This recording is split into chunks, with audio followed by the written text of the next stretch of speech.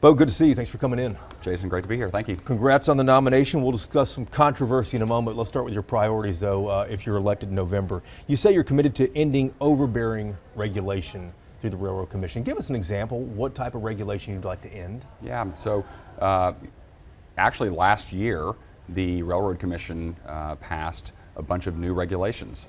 Kind of the first time they'd updated their regulations, especially on the environmental front, in a long time. And you know, I work with a lot of people in the oil industry, and not everybody's very happy about those regulations. So for me as a business guy, my background is in business, not a politician.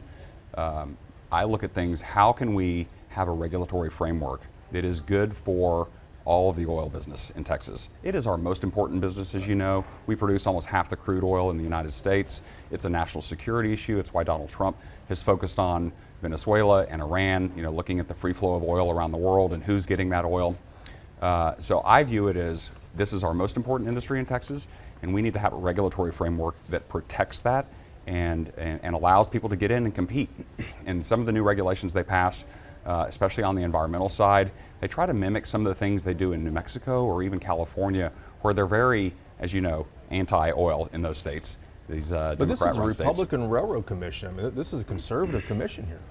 It is, but the way the commission works is you have, you know, there are 1,000 employees, right? You have the bureaucrats underneath. Some of them are very pro-business. Some of them may not be very pro-business, but a lot of them, or some of them apparently, when they were writing these rules, they drafted things that, again, were mimicking blue state, almost like Biden EPA type regulations.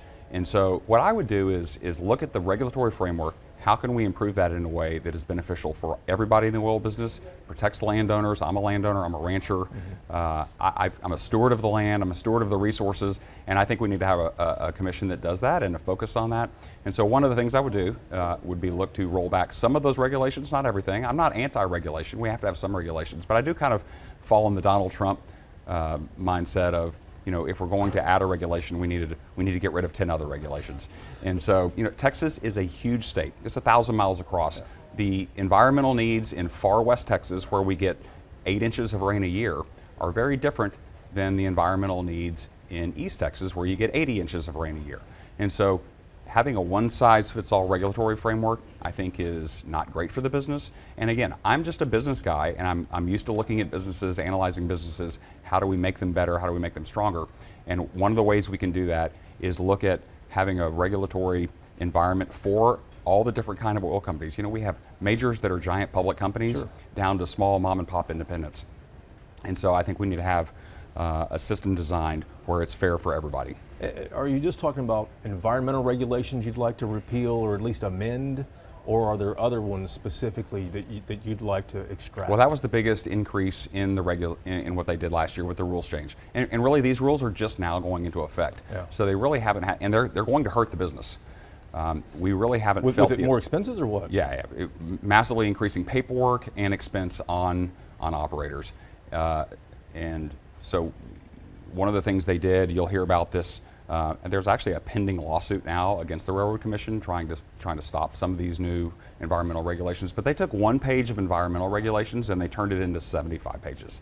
I mean, you and I both know, anytime a centralized government, bureaucracy comes out with a bunch of environmental regulations, it's not going to be good for the business. Are you surprised, though, that a Republican Railroad Commission would pass so many more of these regulations? Look, like I said, there were people on both sides of this issue, Republicans and Democrats.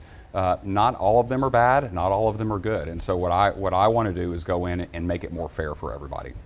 You also promised to get rid of the influence of radical Islam and the Chinese Communist Party in Texas oil. What type of influence are they exerting right now?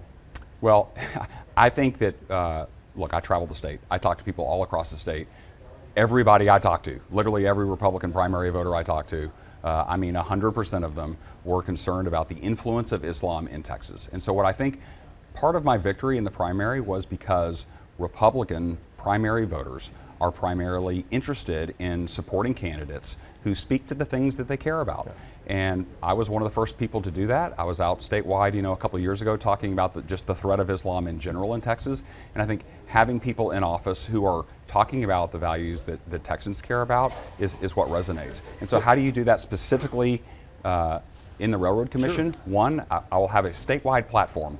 I will be able to call the governor. I will be able to call legislators. I'll be able to work with the legislature to look at ways that we could reduce the influence of Islam in Texas, not just in the oil industry, but everywhere. And I think that's what voters are demanding. And that's why you were nominated. But what influence do they have now? I mean, you know, there's a number of Chinese landowners, but what type of influence does the Chinese Communist Party and you know, Islam have right now when it comes to oil and gas in this state? Well, there are cases where you know, these foreign Islamic countries have ownership in oil and gas assets here in Texas. Yeah. And one of the things that I would look to would just be to add on to the current law, that's SB 17, as you know, that banned ownership. Foreign land ownership. Foreign land ownership, Yeah. you know, China Iran. and Iran and places like that, enemies of America. I think we need to add the Islamic countries to that list as well. All of them? I mean, that'd be a lot of them, wouldn't it? Yeah, You'd add all of them? Or Absolutely. You'd ask the legislature to do that? I would. You also said you want to strengthen the Railroad Commission's partnership with allies such as Israel. What would that look like? Well, look, I'm also not against, you know, for instance, we're building, President Trump just announced this recently, building a new refinery down in South Texas, in Brownsville. A lot of that came with financing from foreign countries. I'm okay with that. I think that if we can build things that benefit Texans and create jobs for Texans and profit opportunity for Texans and Texas companies, I think that's a good thing. Do you support limiting the growth of data centers like so many people have called for in this state? You know, I think there's a lot of misinformation on data centers. I don't claim to be an expert on data centers. You know, the businesses that I built have not been very, let's just say, technology heavy. So that's not an area that I'm astutely, you know, educated on. But I will say this: I think that there are the issues that I hear people concerned about. You know, whether it's water, electricity, there are certainly ways that we can mitigate those concerns. I do know that there is a national security issue with data centers, and I know people have spoken about this on both sides. China is building them, whether we want them to or not. Mm-hmm. And do we want them to be the AI leader in the world, or do we want America to be the AI leader in the world? And I think that, you know, there are trade-offs with anything. And I know that a lot of people, look, I'm a landowner. I don't necessarily want a big data center right next to my ranch. I've got a ranch in West Texas where there's, you know, giant windmills right next to, you know, just ruins the view of the ranch. And I don't really want a big data center right next to my ranch either. So I understand that people don't want these things, but there have to be ways that we solve for these issues. And I know Governor Abbott, to his credit, has come out with guidance on what he's looking for. And I think that, you know, this is a negotiation. It is partly educating the public, getting all the facts, getting through all the misinformation about it. And ultimately, I think, you know, Texans will decide what's best for Texas and for our economy. And there's a lot of opportunity there. So I think these are things we have to look at. I'm not the kind of person that says, you know, we're not going to do this at all. I think that's a mistake. I think, you know, we need to look at the ways that we can help Texas. Bo, you're running against John Rosenthal, Democrat, career mechanical engineer. He worked in oil and gas for a number of years. He's a 4-term state rep. Why should Texans choose you over him with that actual experience in oil and gas? Well, I have actual experience in oil and gas too, and I would argue that just because someone has been an engineer in oil and gas doesn't make them an expert in the industry. I think that's an absurd claim that he makes. I have been involved in numerous oil business. I've invested in lots of oil and gas deals, you know, across the state. I've worked trading markets in oil and gas. It's something that I focused on my entire career. I would argue I know just as much, if not more, than he does about the oil and gas industry, and more specifically, I know about the business side of it, which is more important. Having some technical expertise in one narrow field is great. I mean, you know, credit to him. I do find it interesting that in a recent interview, he talked about how he would prefer to be working in for a green energy company. You know, so I don't think he's a big fan of the oil and gas industry. I know he wants to raise taxes on the industry. He wants to raise regulations on the industry. All of these things would be bad for the industry and raise costs on the industry, which, by the way, for the consumer means we have to have a higher oil price to justify exploring for oil and gas, which means that people are going to pay more at the pump. That's what his policies are going to lead to. My policies will do the exact opposite. And people have heard that your family has an oil company, but you were directly involved in this with your brothers, you were telling me. Of course, yeah. I mean, I'm 4th generation in the oil business. I've grown up in the business. I've worked in various aspects of the business my entire life. I started working for my family business in 1994, and have done various things with him. My father passed away in 2013, and my brothers and I have run that business since. Let's talk about some controversy. You've been no stranger to controversy, as some folks might know if they follow the news, Bo. But at CPAC in March, when it was in Grapevine in North Texas, you were on a panel that called for Republicans to embrace Islamophobia. Do you think Muslim Texans are a threat? I think that Islam is a threat.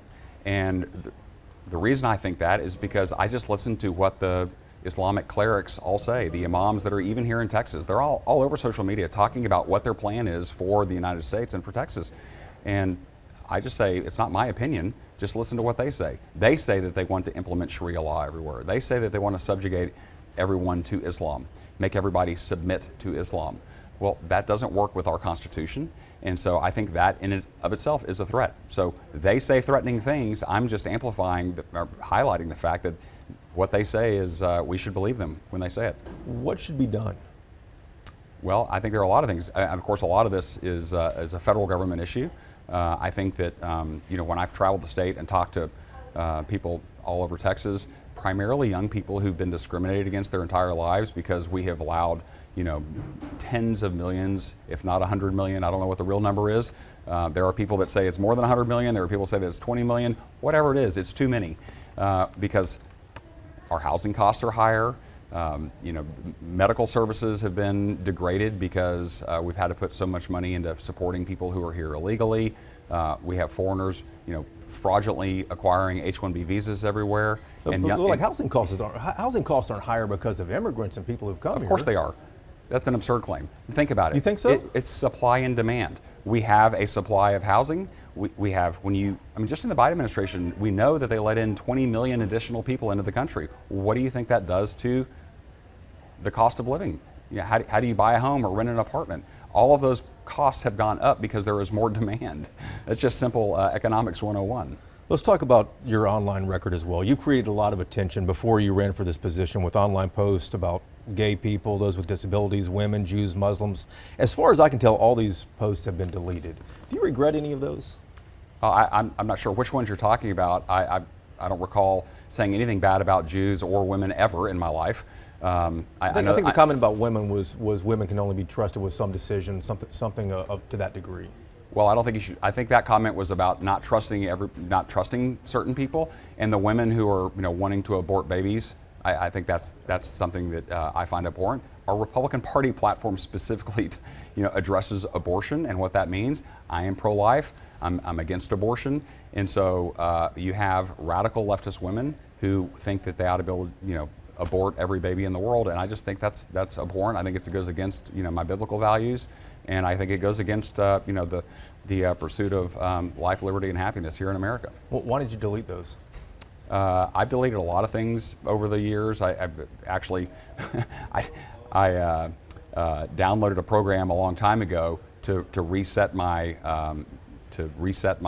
Twitter profile, and it ended up mass deleting a bunch of posts that I don't really know where they all went, but it did delete a bunch. But was it a mistake to delete those, or did you specifically seek these out and knock these out of the? No, like I said, it was a mass delete through some filter that ended up deleting a bunch of things that I didn't intend to delete. Gotcha.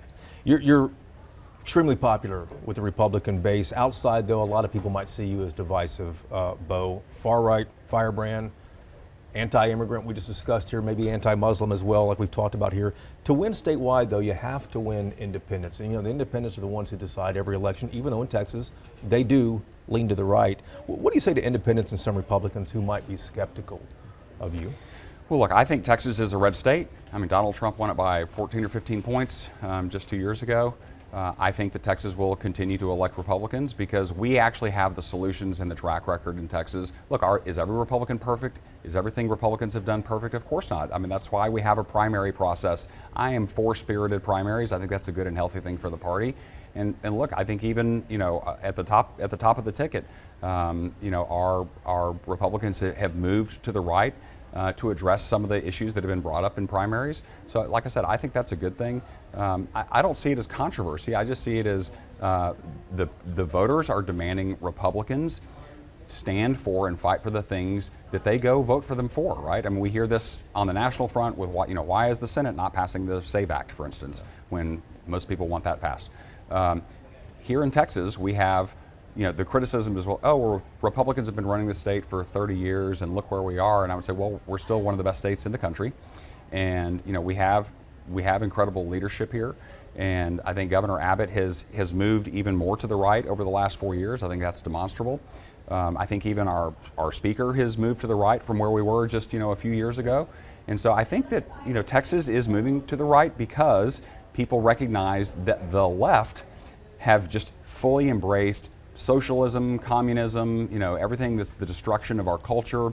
And I think most people find that abhorrent and want to move away from that. But like for skeptical voters who have voted Republican in the past and look at you and say, yeah, I do vote Republican, but I've seen Bo a lot in the headlines. What would you tell them why they should vote for you? Well, because like I said, I think people are hungry for, Donald Trump proved this 10 years ago. People are hungry for someone who's going to come in and fight for them, and having people in elected office who are very open about, look, I tell people, I'm not smart enough to lie to you, so I'm just going to tell you what I believe and what I'm going to do. And I did that as the Tarrant County GOP chair when I was there, and I think that is why I have risen in popularity among people online, because I say things that people know to be true, and they're like, finally, someone is saying what I believe and what I think and what I feel, and it's refreshing to have people who are out there fighting for those things. I think we need to have people in office. Look, I'm a Republican. I think we need to have people in office who are fighting for our Republican Party platform that our grassroots spends a lot of time putting together. I'm a product of the grassroots, and I think that ultimately those ideas win out. And so I think voters will respond to that. Even the people who are in the middle, or even some Democrats, by the way.